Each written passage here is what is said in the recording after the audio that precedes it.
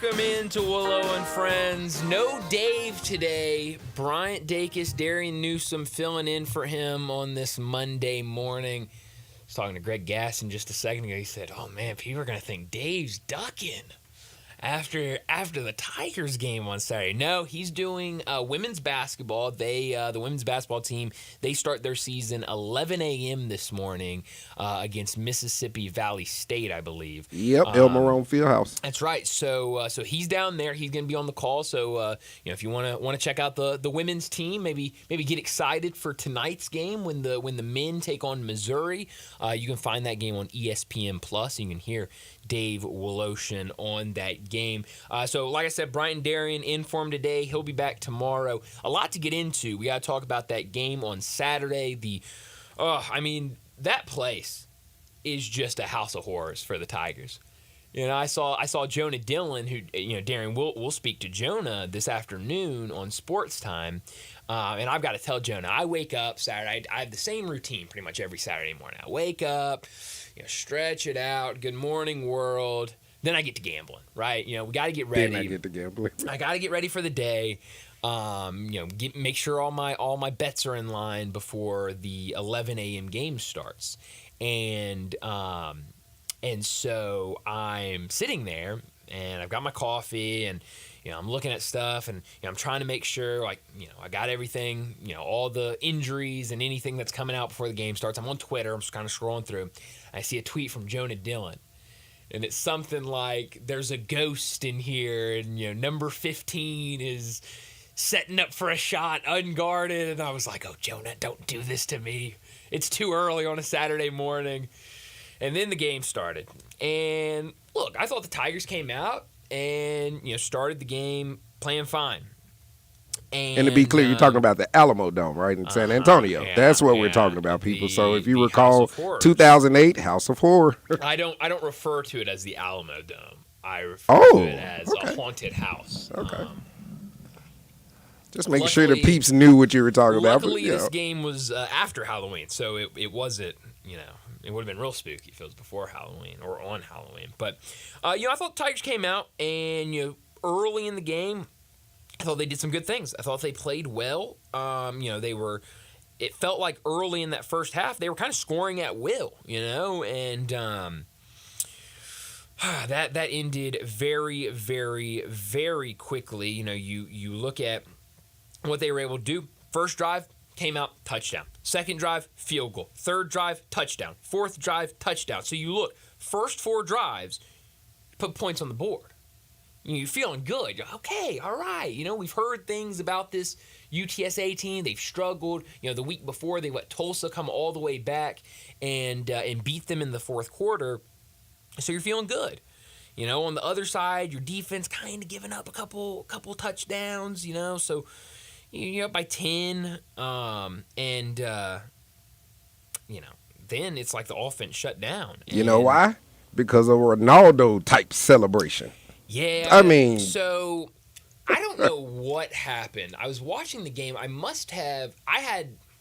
guess at the time I had the 4 screens on, and so once Blankensee scored, my eyes went from that game to something to else. Another game. And so one of my buddies was like, "Are you serious? Are you serious?" And I was like, What are you talking about? Like, Tigers just scored. Like, he was like, man goes full on Ronaldo celebration. Yeah, his text literally was like, "Dude just injured himself doing a CR7 celly," and I was like, "What are you talking about?" I didn't even get the CR7 at first, and then I was on Twitter like 2 seconds later, and everybody was posting it, and I was like, "Oh, he did the Cristiano Ronaldo celebration."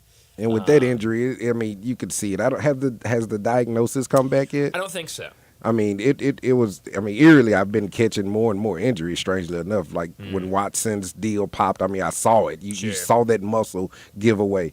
And when he did it, I saw it. I saw the leg buckle, and you just automatically thought the worst. Stephon Diggs this week, you saw that plant, and it just gave way. So it just gave me, like you said, House of Horrors feeling that, oh, my God. Like, you just expected the worst because it was non-contact. Yeah, so,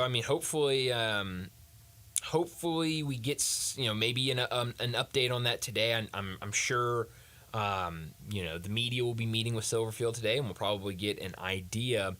But that second half, I mean, I thought, for most part, a really good first half. I mean, you look at this, and I just mentioned it. Your first 4 possessions, you scored on all 4 possessions. 3 touchdowns and a field goal. You're feeling really good if you're the Tigers playing that way.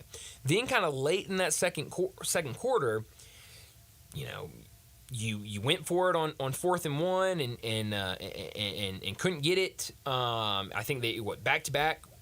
They went for it on 4th down, got stuffed both times, and I'll be honest. I'll give a little shout out to the UTSA field goal kicker, because they get the stop on the 4th down with like a couple seconds left in the second quarter. They go down, or I think they had like 2 plays set up for a 61-yard field goal, and he made it at first, but the Tigers had called a timeout, and so it was.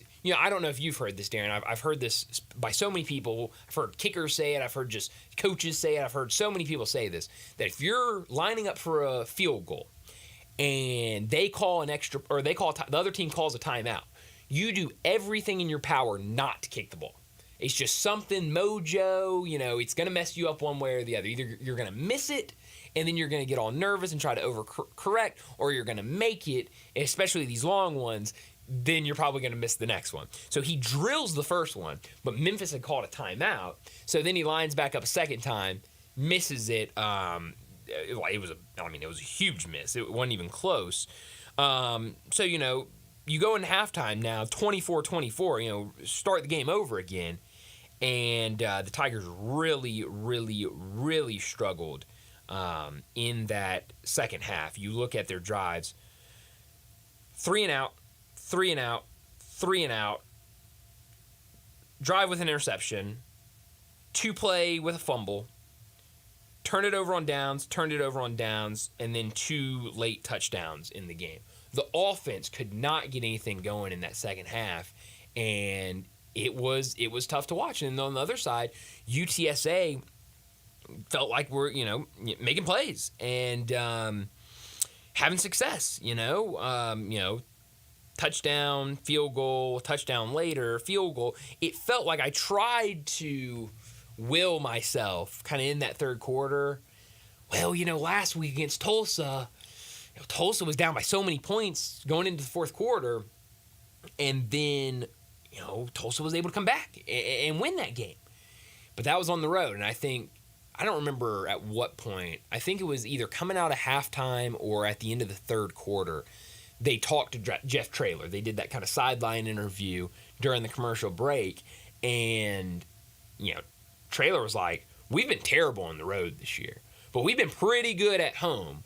And I'm happy right now that we have this lead at home. Let's just go out and finish. And they ended up finishing. And so a really disappointing loss for the Tigers because, I think anybody that was holding out hope on maybe getting to the conference championship, maybe, sneaking into the college football playoff, that all went out the window Saturday. And I think it really hurts because later that night, another crazy game, Navy loses to Rice. And so the Tigers now have Rice Friday night. And this whole time, you've been sitting here going, all right, all you got to do is win out and have either one of Navy or Army lose a couple games. And you felt really good it was going to be Navy because Army does not have Tulane on their schedule. Navy does. Navy has Tulane, and I've watched Tulane play a handful of times. They're a good team. And so you felt you had a decent chance Navy's probably going to lose to Tulane. Now you just need them to lose one more, and they're behind you if you had one out after a one loss to Navy. And so kind of the way in a lot of people's heads it works, you win out, so that includes a win over Tulane. Navy loses to Tulane, and then you find one more loss in conference play. Kind of everything else takes care of itself. You play Army in the conference championship game. Now, Army's really good. I don't know what your chances are if you play Army, except their quarterback, Bryson Daly, was out on Saturday, and that really messed up their offense. I don't know what his injury looks like from a long-term standpoint. But they've been really good when he's in there. And so, later that night, Navy loses to Rice, and you're sitting there going, man, missed opportunity for the Tigers. So a really bad loss. I just call it how it is.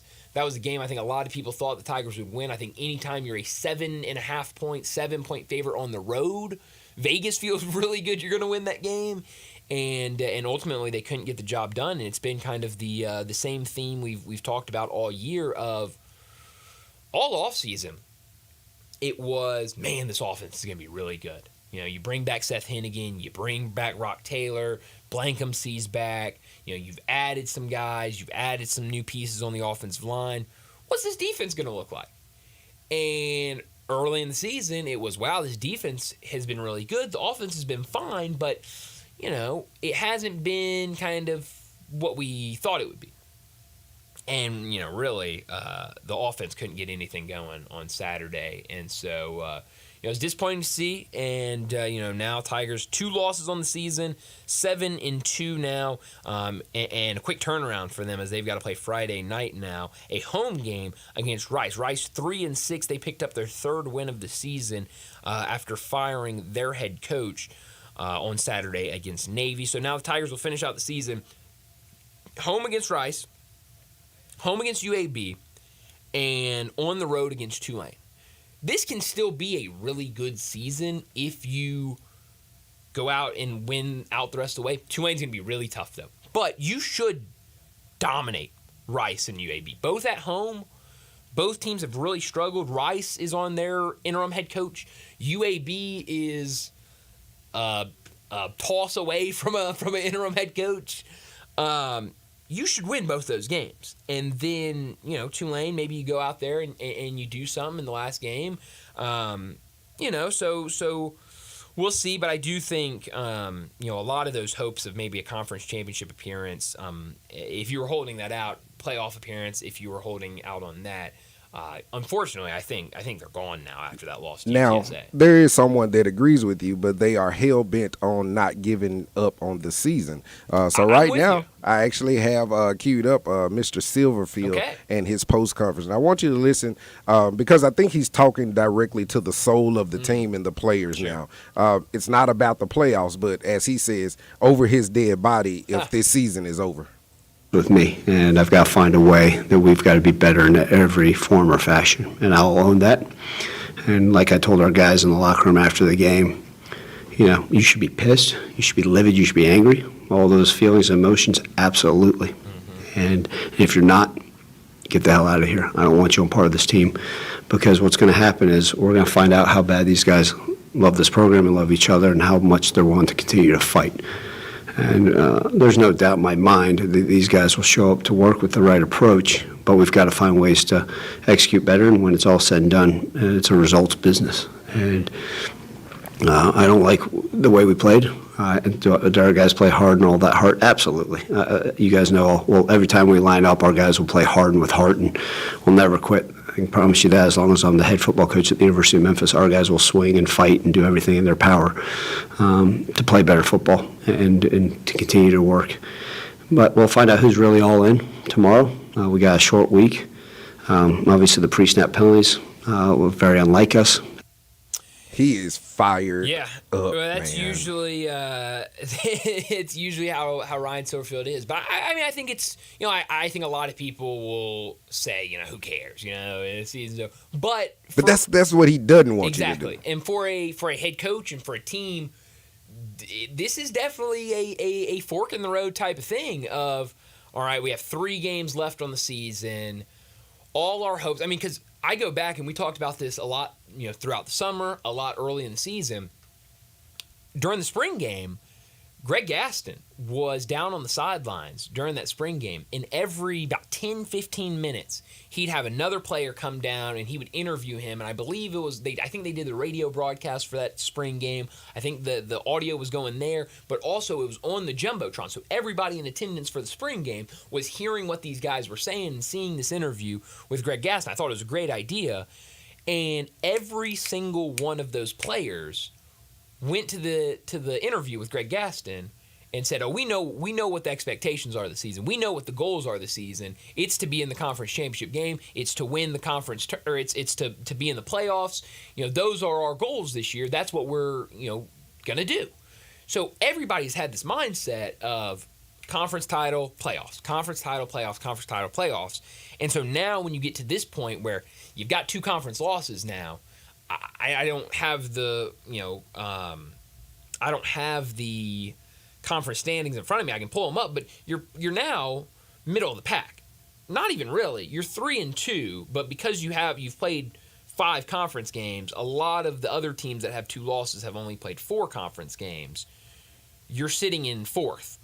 But the teams in front of you, Navy's 1 loss, and then Army and Tulane are both undefeated. So it's, it feels like it would take a lot to get back into that position. It would, take, I don't know what Tulane has the rest of the season, Temple, at Navy, and Memphis. So it would take a whole lot to try to get back to that top 2. But you don't want that locker room quitting on you. Because if you have a locker room that quits on you, this turns into we missed out on what our goals were, but you go out there and you lose to Rice or you lose to UAB, that's when this season turns on its head and you go, oh man, this is bad. Yeah, it's exactly what Coach said. You're going to find out who loves the program, who loves football. Sure. But from a coaching standpoint, you're going to find out if these guys are earning their money right now, because at the beginning, everyone's motivated. Sure. Everyone has the same like mind. Everyone is, hey, hunky-dory, let's go for the gold and not the bronze. But when you're in a position now, you're kind of, like you said, not even middle of the pack. What do you do now? Do you just throw in the towel and say screw it, or do you keep fighting? Because I'm pretty sure the recruiting class and the guys that are still in high school or whatnot, they're watching. They're watching how the coaching staff responds to this. Yeah, and so we'll see. It's, like I said, a quick turnaround because they got to play Friday night against Rice. Looking at some other games over the weekend, going over to the SEC. During that game, that Tigers game, I had 4 screens up. I remember I had Memphis and UTSA. I had 2 other games. I don't remember now what they were. And then I had Ole Miss and Arkansas. And holy cow, did Ole Miss look good against Arkansas. On the road in Fayetteville. I'll be honest, when we picked it, I don't remember. I did too. Go ahead, yo. Well, we do picks on this show, and I don't remember if we picked this game on Friday now that I'm thinking about it. But if we did. Brett sent it to us. If we did, I picked Arkansas. I took Arkansas with the 7.5. I know in the afternoon we picked it with Brett, and I took Arkansas. Boy, was I wrong. Boy, was everyone wrong. Wow. Ole Miss looked really, really good. I was texting Brett during this game. And I said, this is the Ole Miss team that we've wanted to see in conference play. Broadcaster said that too over Did there. Did you see? I didn't have that audio on. Broadcaster said the same thing. This was the Ole Miss team we saw during the non-conference slate, right? When they were playing, Georgia Southern and some of those other opponents, Furman and some of those other teams that they played early in the season. This is the Ole Miss team we saw. When conference play started, it kind of, this offense isn't looking as electric. They drop a couple games. They lose to Kentucky. They lose to LSU. But Saturday, a 63-31 win for Ole Miss over Arkansas. Jackson Dart, how about this stat line? 25 for 31, 515 yards passing, 6 touchdowns, no interceptions. That's incredible. I believe, and I heard, like I said, I was in and out on the broadcast. Sure. I believe he broke an Archie Manning record, Is that right? too. Wow. Yeah, I want to say at the end of the game it was some form of record that he broke of Archie, but man's in fuego right now. Yeah, no, he looked really good. They brought in the young Austin Simmons late in the game.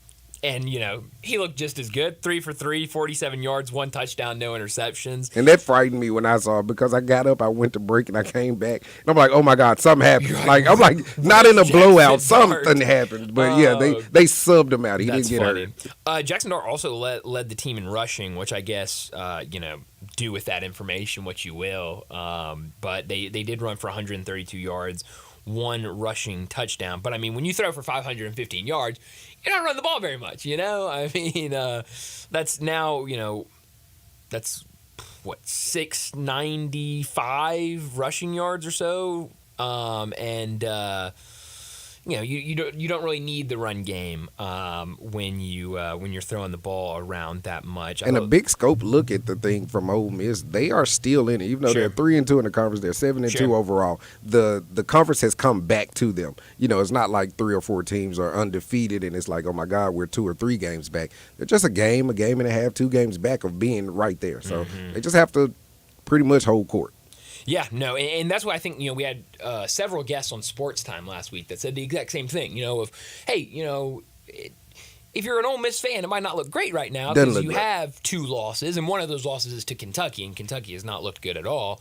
But, hey, everything's still in front of you if you take advantage of the rest of the season. Starting this week. Yes, you're in a really good spot. And so, I think a lot of it was, hey, get a big win over Arkansas, get some momentum, because then you got to turn around and you get to host Georgia, and that is going to be a monster game. Right now, Georgia a 2.5-point favorite on the road. That's going to be the 2:30 ABC game, because of course it will. But I thought the biggest story, we've talked a lot about Ole Miss's offense in that game on Saturday. Their defense was fantastic.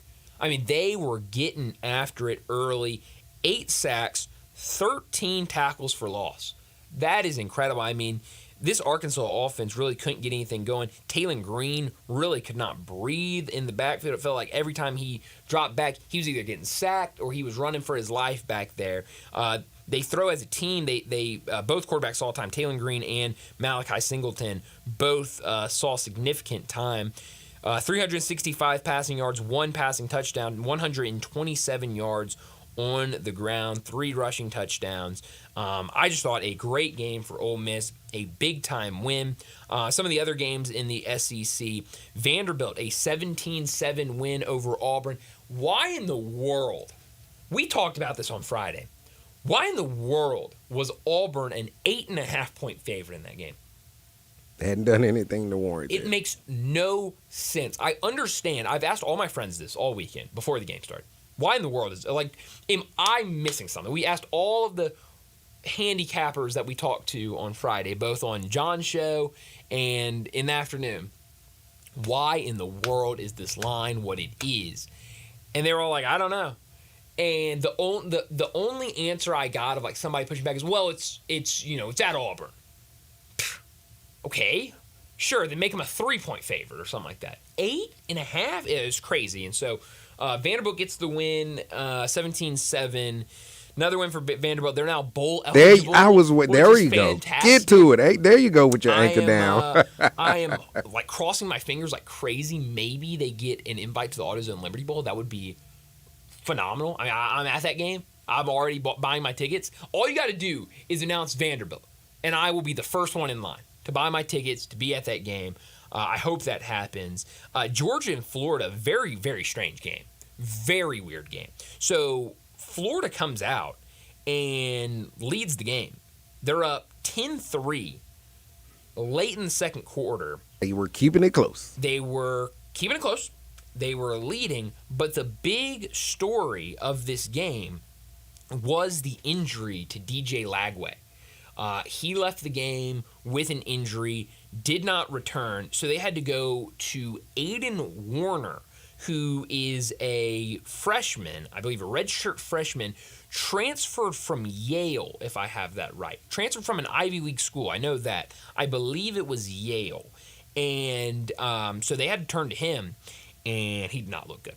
I'll be honest. But he's their third string, because Mertz is out with an injury. Now Lagway's out with an injury. And so they go with this Aiden Warner fella, and he did not look really good. On the other side, Carson Beck didn't look great either. He threw for 309 yards, but only 2 touchdowns, 3 interceptions for Carson Beck.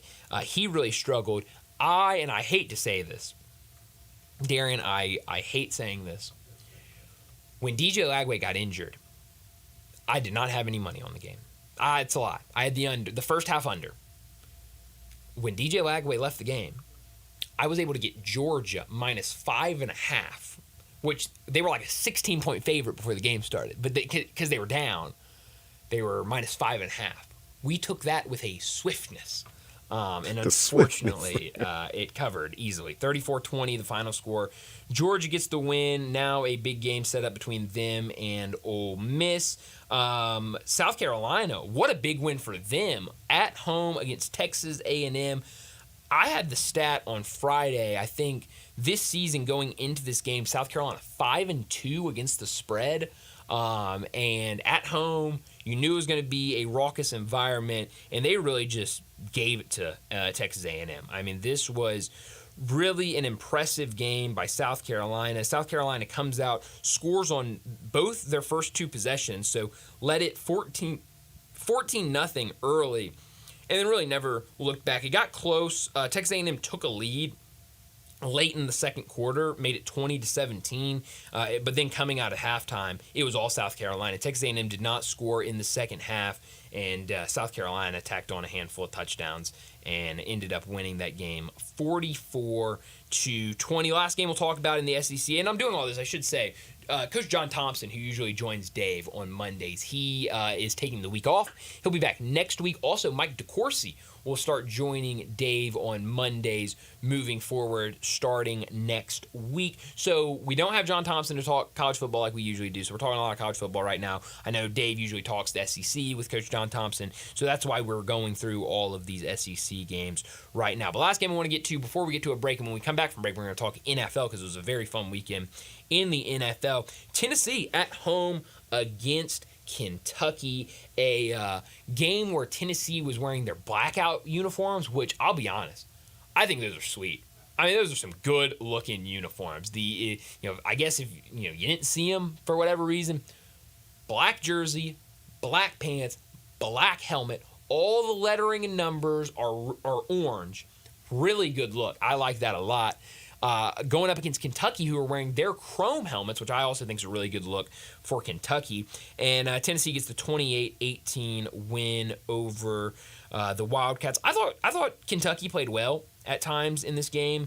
Scored the first touchdown. They started up Yeah. on top of Tennessee. Yeah. It gave you a oh crap moment. That's right. Oh my goodness. At halftime it's 10-7. Kentucky's winning and Tennessee's offense is really struggling. And so, you're kind of going, oh, man. And then in the second half, Tennessee goes in. They make some adjustments. Credit to Kentucky for scoring again, getting into the end zone again. But it was really Tennessee that was able to win the game. And Dylan Sampson, every time I watch this kid play football, I mean, he is so good. Saturday night, 142 yards, 2 touchdowns on 27 carries. Nico finished 292 yards, 1 touchdown. But Dylan Sampson, now on the season, 980 yards and 19 touchdowns. He's about to have 20 touchdowns on the season. He has been really a key part for this Tennessee team in addition to that defense. But I thought a fun weekend in the SEC. Very good. There were some other notable games that we could talk about. The Penn State-Ohio State game was insane. That was such a fun game. There was one play where Penn State has the ball, and it's like first and goal or something like that. They're trying to throw it to the end zone, and the Ohio State DB is face guarding his man, turns around, but the ball is already over his head when he turns, and so he just has his hands out and basically just takes the ball away from the Penn State receiver and is able to toe tap inbounds and get the interception. I thought great play. Ohio State ended up winning 20-13. The James Franklin against ranked teams. He continues to struggle.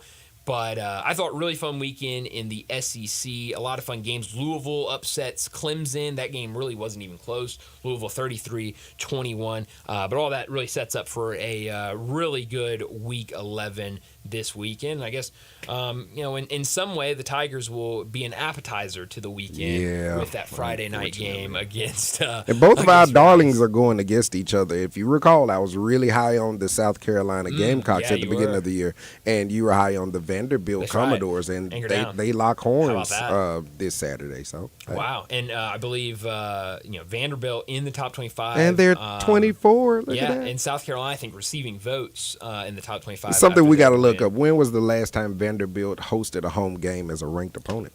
Well, they might. Did they host one a couple weeks ago when they were ranked? They were like 25 for like 2 weeks, maybe. They hosted Texas. When they hosted they were Texas, ranked when they were hosted ranked because Texas? that was the top 25 matchup, and then they lost because okay. I was mad because they were number 25. They lost to Texas by 3 points, and the AP said, "All right, get out of here." Gotta go. But now they're back, so that's good. Well, we need to get to a break. We're late for a break. When we come back, we're going to talk a lot of the action that happened in the NFL, including last night's Sunday night football game that was back and forth early, but Minnesota able to secure a big-time victory. We'll do all of that next on Willow and Friends. Add a little fun to your lunch break. Join Johnny Radio for Sports 56 Happy Hour from 11 to 1 every weekday on Sports 56 and 98.5 FM. They're taking care of business in Memphis right on the river with Grind City Brewing and all of their great products. Look, this was a dream come true for a father and son duo. And if you have not been to that brewery right on the river, just to the north of downtown, you're really missing something special. And now you can't miss their product. Wherever you go, you see a brand new label. It's clean, it's beautiful, it's distinctive. You'll know Grind City Brewing, and of course you know their products like Poppy's Pills, that great Pilsner, or Tiger Tail, that very creative craft malt liquor. There's the new Thaddeus Amber Lager. That is absolutely a great light beer. There's the India Pale called God Hopper. It's outstanding. And then there's the Belga, the Belgian-style wheat ale. They keep bringing hits at Grind City Brewing. Rick's Powder Coating for a beautiful finish every time. Rick's Powder Coating specializes in automotive, ornamental, residential, and industrial coating. With 2 conveyor lines and the largest batch ovens in the Mid-South, Rick's can accommodate all of your powder coating needs. Locally owned and operated since 2002, Rick's Powder Coating will customize a beautiful finish just for you. Drop by or call to see how Rick's Powder Coating can bring color to your life. 901-367-2771 or rickspowdercoating.com. Mayweather Boxing and Fitness offers a high-energy, full-body workout that utilizes the same equipment and technology employed by Floyd Mayweather to achieve his impressive 50-0 record. The workout features 4 types of heavy bags, treadmills, rowers, battle ropes, weights, and much more. Visit Mayweather Boxing and Fitness, located at 2257 North Germantown Parkway in Cordova. Train like a champ. Mayweather Boxing and Fitness, 901-673-1267. For life's spectacular moments, only a real diamond will do. At Sissy's Log Cabin, you'll discover a brilliant selection of natural diamonds, along with our promise of unmatched quality and service. The only real diamond is a natural diamond from Sissy's. Find yours when you stop by any of our 6 locations or shop online at sissyslogcabin.com. Discover the natural diamond of your dreams only at Sissy's Log Cabin, because life's too short for ordinary jewelry.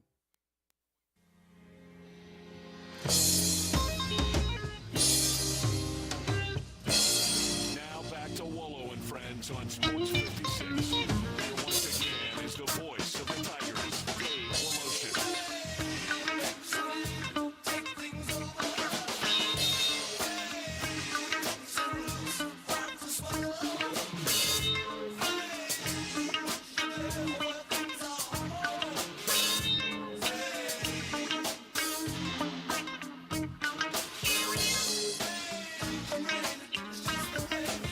Welcome back into Willow and Friends. Bryant and Darian in. No Dave today. He's back on tomorrow. I was thinking today was Friday for whatever reason. It's Monday, unfortunately. But no, he's back tomorrow. Monday.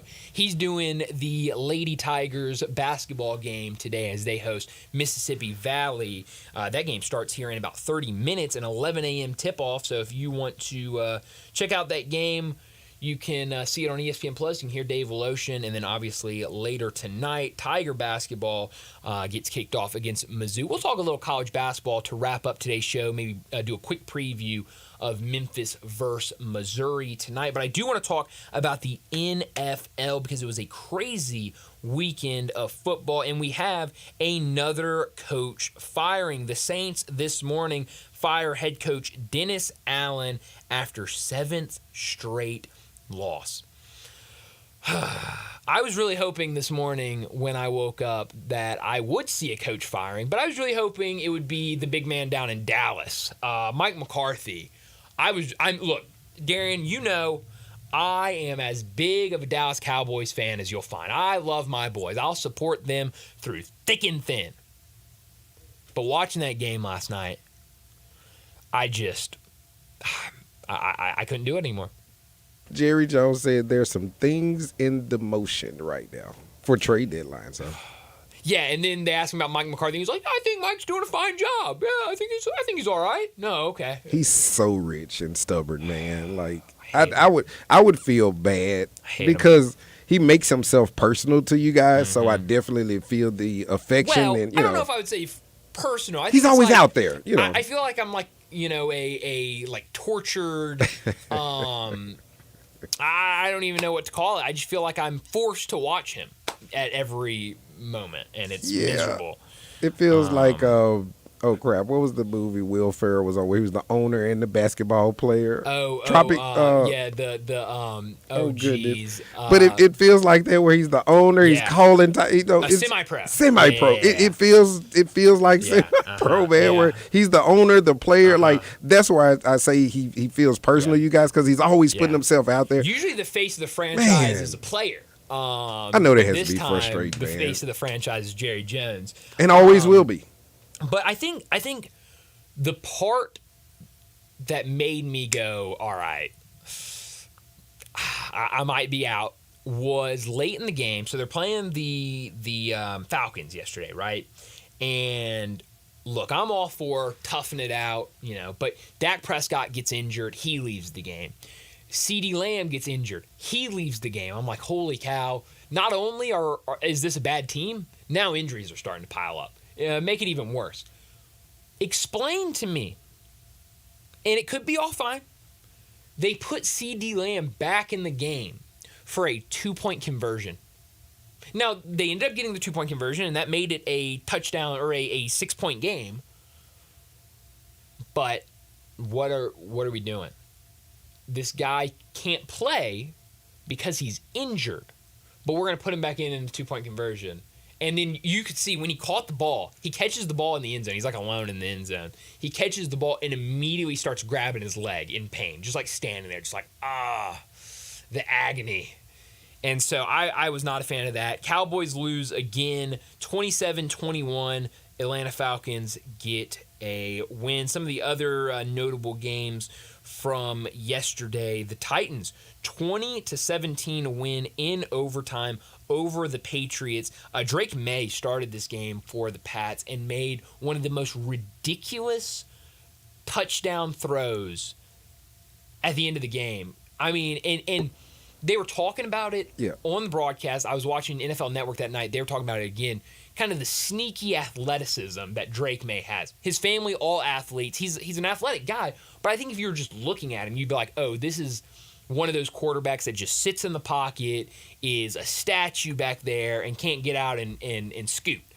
Very different with Drake May. He can get out and scoot, but that last play, I mean, he's dropping back, he's running around, he's evading defenders, he's bobbing and weaving. It was Jaden Daniels-esque. That's what it was. He had about 10 seconds, and I was fully invested in the game because I had the Titans defense. In my fantasy league with the great Matt Enfield and all that good jazz. So I'm watching, and I'm like, no, he's not. Because, of course, as a fantasy owner, you don't want him to score. But he took about 10 seconds, he scrambled, and he just lobbed it up there. And it was, if you saw the touchdowns that they do at the end of red zone, it was the number one touchdown play. It was the absolute number one play. Hilarious. And another play I was highly impressed with was Bo Nix's touchdown. That box out somewhere else. No, dude, they ran the Philadelphia touchdown play where the quarterback gives it to the running back tosses it to the wide receiver. Wide receiver then finds the quarterback out in the flat. And he kind of boxed out the cornerback. I was like, look at Bo Nix. So both of those young guys showed something yesterday. I love it. So my favorite play from the day, I think it was everybody's favorite play from the day, was Saquon Barkley's no look behind the back hurdle. I mean, what was that? It was like you hit the truck stick on Madden and he did something. It was video game. And it was crazy because everyone's talking about that, but the whole play in general was crazy. So he shakes. So a guy was on him. He shakes that guy off. He jukes another guy and is like going into a spin move into a hurdle and hurdles it. I was with my girlfriend last night and she does not care one bit about sports, like in the slightest. I shouldn't say that. She'll watch it like very little, but she doesn't know anything, whatever. So we're watching, it's halftime of the Sunday night football game. So I flip it over to NFL Network and I'm watching all the highlights for, they're doing their highlight show on NFL Network. And so I'm just watching the highlights for the day. Well, they get to the Eagles game. And I was like, Melinda, you have got to watch this play. And so they show a couple plays before, and they show the play, and she's like, "Oh, that's cool. He juked a defender. That's cool." And then he hurls him, and she goes, "How did he do that? How did he do that? What just happened?" And so they showed it like 3 or 4 times. I was like, "That is the wildest Gotta watch thing." that, man. She'll end up an Eagles fan. Gotta watch that. That's a fantastic point. We gotta can't watch let that. happen. And then and of course, because she's turning into anybody but a Cowboys fan. Because then a couple seconds later, they go to the Cowboys game, and I go, I don't even want to watch this. Like, do you want to watch something? I can't watch the Cowboys highlights. And she goes, yeah, I mean, because the Cowboys are terrible. I mean, and everyone calls them like America's team. Shouldn't America's team be good? It's like, you better watch it. That's not what I need right now. It's not what I need. I need love and support, and you're giving me. It's not what I need right now. It's ridiculous. I thought Sunday Night Football last night was really interesting. The Vikings and the Colts. Colts come out there, look really good early. Vikings really can't get anything going. And, second half, everything turned on its head. Here come the Vikings. They score all of their points in the second half. Joe Flacco did not throw a touchdown, but Sam Darnold, 3 touchdowns, 2 interceptions for him. I believe both those interceptions came in the first half. So the streak for Joe Flacco is over 8 straight games with at least 2 touchdowns. Wow. And that goes back to his right? Browns days. Wow. So Holy it cow. wasn't just with the Colts. Holy cow.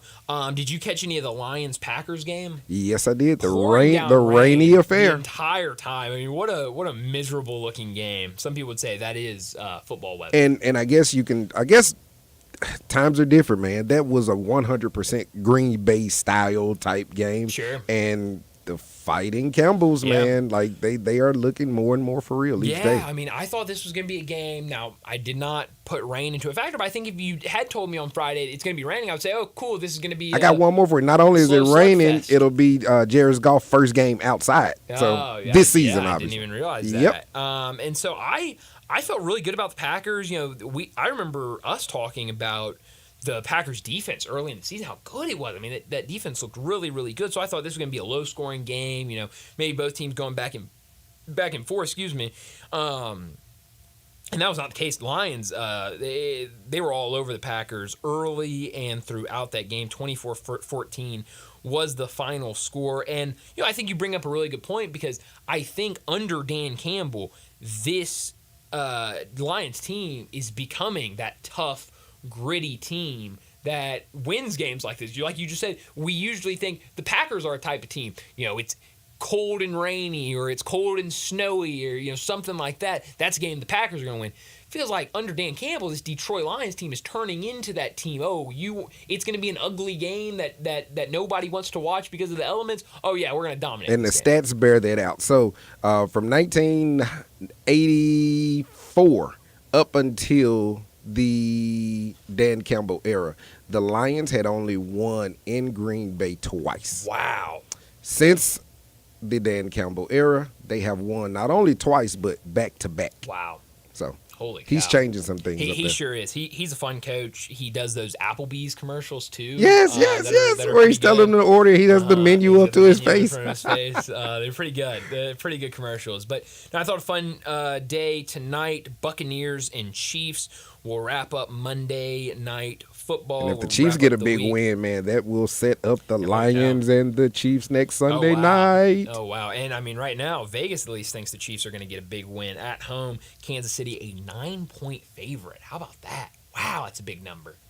Yeah. That's a big number. Whoa. We'll pick it later during sports. No time. wide receivers for Tampa Bay, so I mean. Yeah, that's an issue. It was an issue a big issue. Sterling last week. Shepard, the great Yeah. Sterling Shepard Yeah. starting tonight. Oh, man. Now, if you usually listen to Monday Night Football right here on Sports 56, got bad news for you. We're not going to have that game. But if you are an Ole Miss Rebel fan, got good news for you because we're going to be broadcasting Ole Miss basketball, their first game of the season tonight against Long Island, 7 p.m. That pregame will start 7:30 tip time for that game. We'll have right here on Sports 56. But like I just mentioned, Ole Miss basketball starts tonight.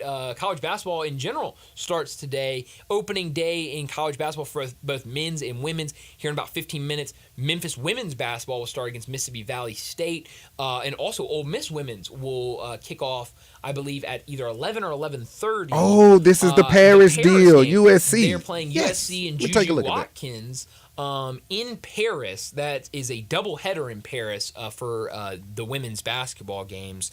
So that will be fun to watch. And it's a ranked affair. It sure is. The Ole Miss Lady Rebels are 20, and the USC Lady Trojans are 3. Wow, how Look at about that? Top 20 matchup.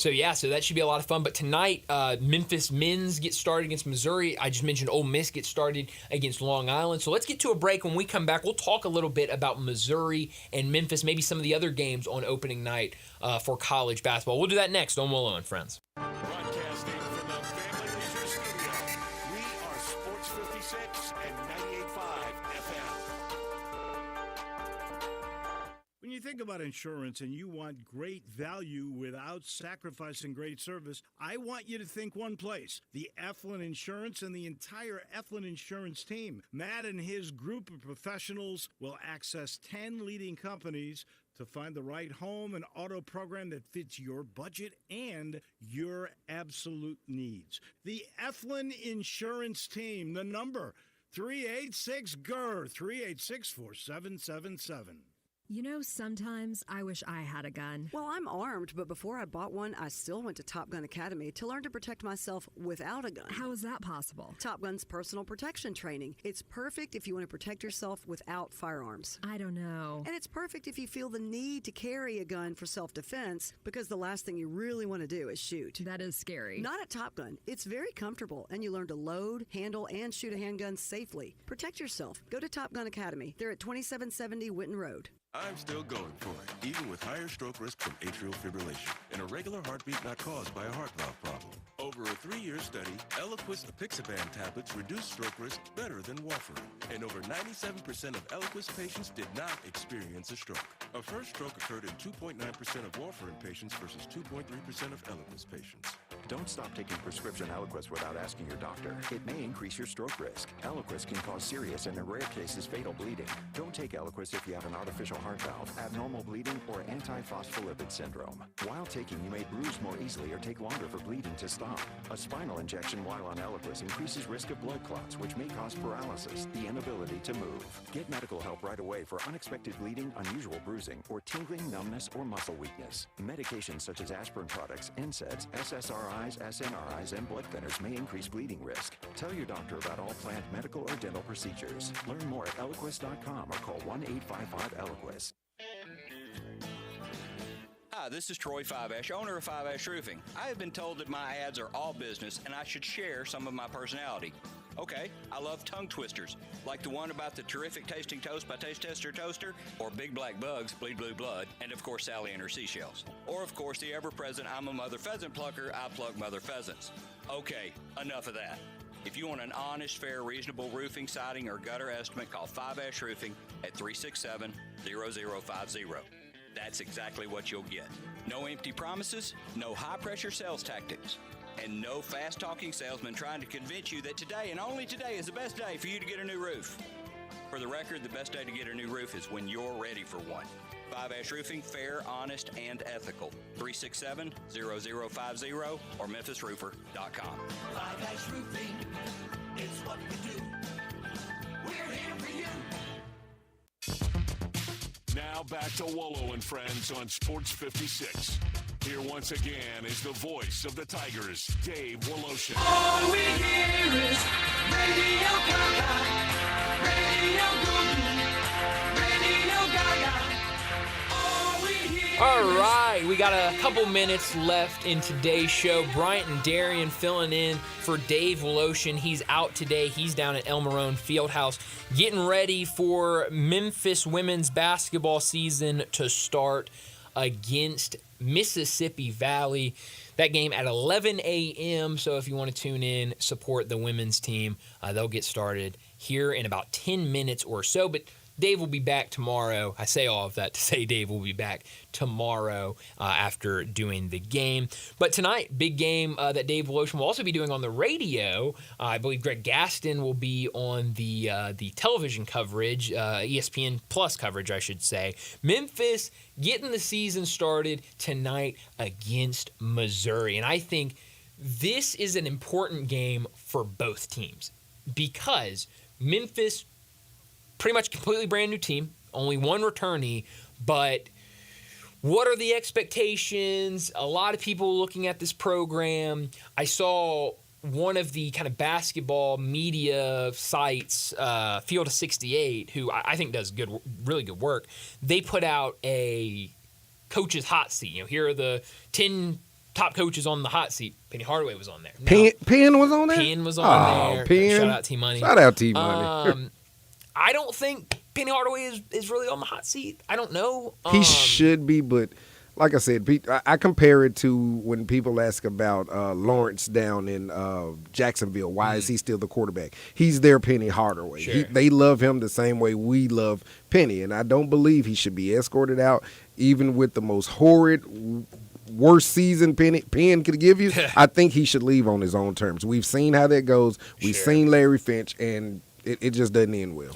Yeah, and I mean, that's kind of all the double-edged sword of hiring. But he got to get rolling, too, though, man. Yeah, I mean, I think it needs to be a good season. You can't miss the tournament again. I'm completely with you on that. And so I think that's going to be another thing. You missed a tournament last year. What are you going to do this year? You have a really tough non-conference Fire schedule. the staff again? Exactly. There's a lot going around this program. So I think this is a very important game. You want to get out, start the season with a win, for multiple reasons. One, because of everything. Two, because of how tough this non-conference schedule is. You need to win those games that are very winnable.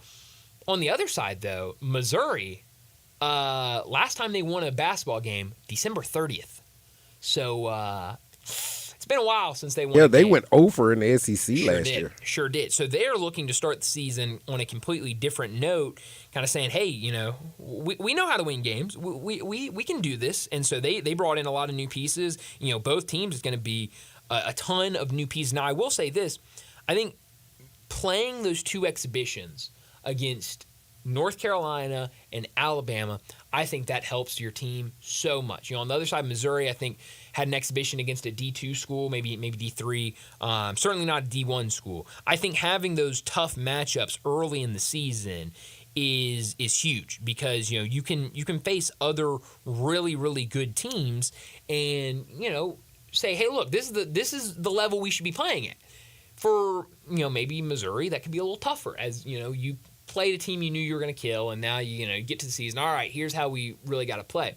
So what's this team going to look like tonight? What's the starting lineup look like for the Tigers? I'm curious about that.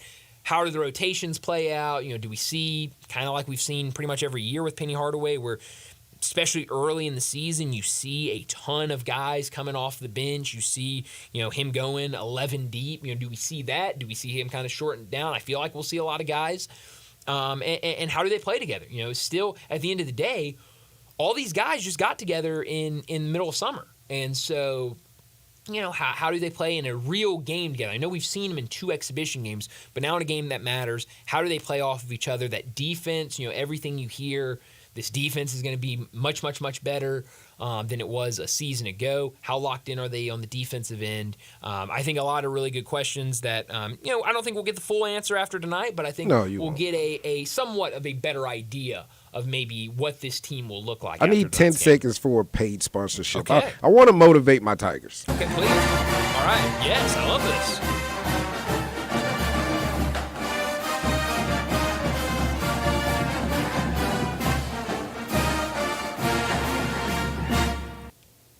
That should do it. That means Penn is going to have a great season. That means the El Marone Fieldhouse will be rocking today in about 6 minutes versus Mississippi Valley. I love it. And that means we're going to have great seasons all the way around. I love it. I'm here for it. I'm superstitious. Let's do it. So I'm looking. I wanted to pull up because I wanted to see. So according to 247 Sports, Memphis had the 11th best transfer portal ranking in the country. Arkansas led the way.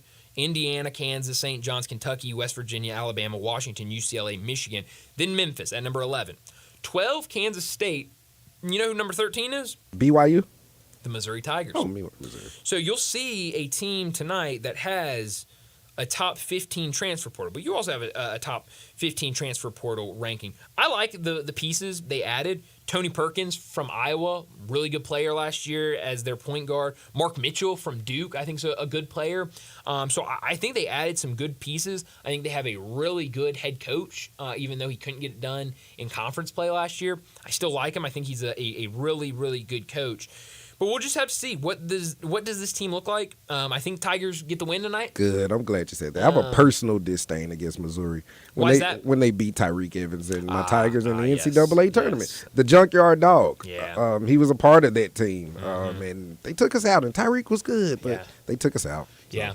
Some other games I'm looking forward to tonight. One of them is this Ole Miss Long Island game. I'm curious to see. You know, I watched I didn't watch it live, but I went back and watched Ole Miss's exhibition against Illinois. I thought they looked really, really good. You know, they go out there and beat a good Illinois team, by double digits. You know, close to 20. It might have been. How did 20, Matthew I don't remember. He looked good. He looked good. But this team, I have it written down somewhere. They started the game 3 for 3 from 3. I think they made their first 5 shots, So offensively, this team looks really good. And defensively, they were causing, a lot of issues for Illinois. And so now going up against the Long Island team, I don't know.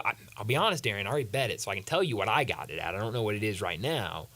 I think it's like 23 maybe. I like him. If that offense can look 28.5, ooh, that's a big number. That's a big number. Right now, it's moved to 29.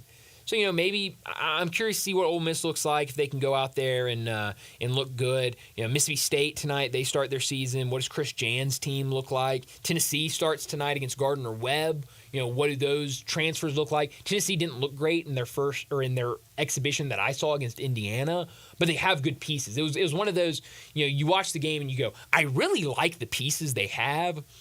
They just didn't play well this game. And I think that works itself out. Obviously being an exhibition, you're there to work on things. You're there to get better. You're there to see what you struggle at and improve. So I'm really excited. The first game for men's college basketball starts here in a couple minutes at 11 with, I think, the Field of 68 Classic. I don't know, Showcase, whatever they're calling it. I believe that game's on YouTube. So we'll start here in a couple minutes with college basketball. It will go on through the night. I know Gonzaga and Baylor, probably the biggest game of the day. That starts at 10:30 tonight. So how about that? You're going to be able to watch Monday Night Football and then go right into Gonzaga and Baylor. So forgive me tomorrow if I'm very sleepy. Just a little out of it. Hey, and looking at Ole Miss, just a little redemption tour stuff. Texas visits Ole Miss. Chris Beard's Texas Longhorns comes to see him. So fireworks. Yeah, it's gonna be fun. I'm really excited for this college basketball season. I think today's gonna be a lot of fun, and it's only gonna start it and all the way until March Madness and we crown a championship. So it's always a ton of fun. But again, another reminder before we get out of here: Ole Miss basketball tonight versus Long Island. We'll have the coverage of that game. So no Monday Night Football, just Ole Miss and Long Island. That coverage will start at 7 o'clock right after Rebel Yell with the first tip at 7:30. Let's go ahead and wrap up today's show of Wullo and Friends. Appreciate everybody for listening. Darian, thank you so much for coming in and helping me out today. Oh, good. Got a little Grizzly action, too, tonight. Grizzlies yes. In Brooklyn tonight. That's right. And Grizzlies got a win over the weekend against 76ers, a game where afterwards Joel Embiid assaulted a reporter.